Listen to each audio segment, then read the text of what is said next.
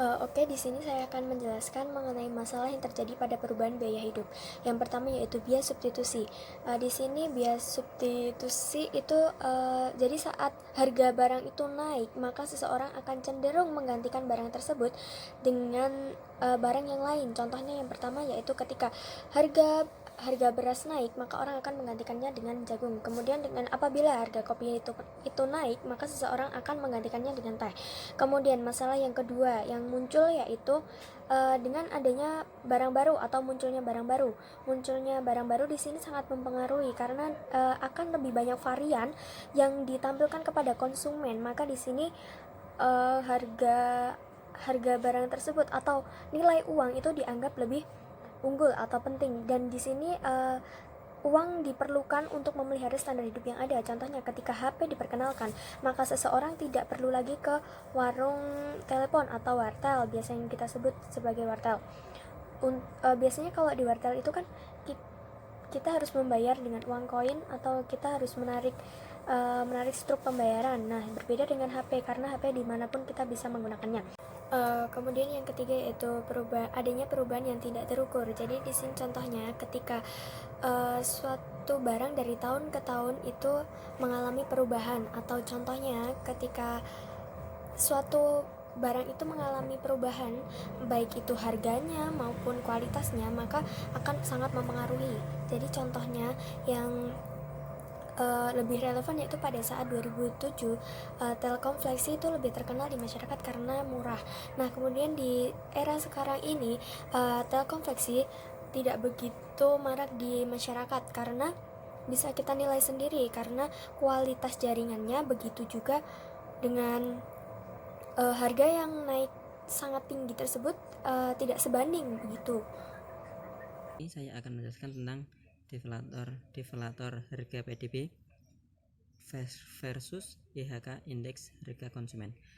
Pertama itu perbedaan di antara keduanya, yaitu jika deflator harga PDB itu pertama itu mencerminkan harga atas semua barang dan jasa yang diproduksi ke dalam negeri ini. Jadi deflator harga PDB itu hanya mencerminkan suatu harga, semua harga barang atau jasa yang berada di negara ini yang diproduksi di dalam negeri ini, bukan di negara-negara lain. Dan jika indeks harga konsumen itu menghitung harga atas berbagai barang dan jasa yang diambil atau dibeli oleh konsumen. Lalu yang kedua, deflator harga PDB itu membandingkan barang dan jasa yang diproduksi hanya saat ini di dalam negeri. Kalau tadi dalam negeri dan sekarang ini adalah saat ini. Namun jika indeks harga konsumen itu membandingkan harga keseluruhan barang dan jasa yang ditetapkan suatu periode atau tahun yang harganya di tahun dasar. Jadi maksudnya gini, jumlah keseluruhan barang dan jasa itu ditetapkan hanya dalam satu periode, di dalam satu periode atau tahun dengan harga di tahun dasar.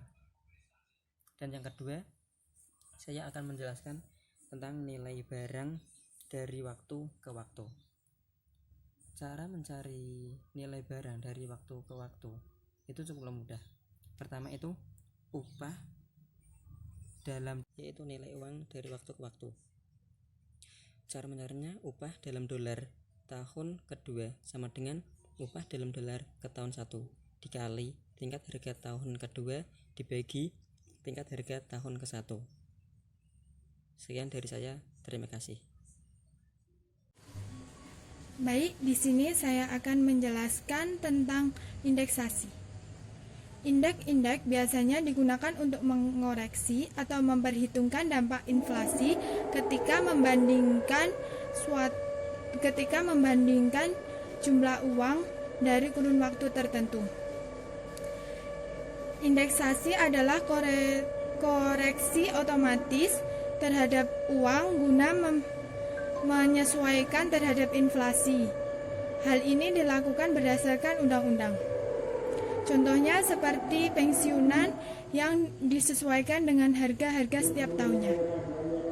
Dan saya akan menjelaskan tentang suku bunga nominal dan suku bunga real. Suku bunga nominal adalah data yang distorkan tanpa dikoreksi terlebih dahulu, sedangkan yang suku bunga real adalah data yang dikoreksi terlebih dahulu. Baik, sekian presentasi dari saya. Assalamualaikum warahmatullahi wabarakatuh.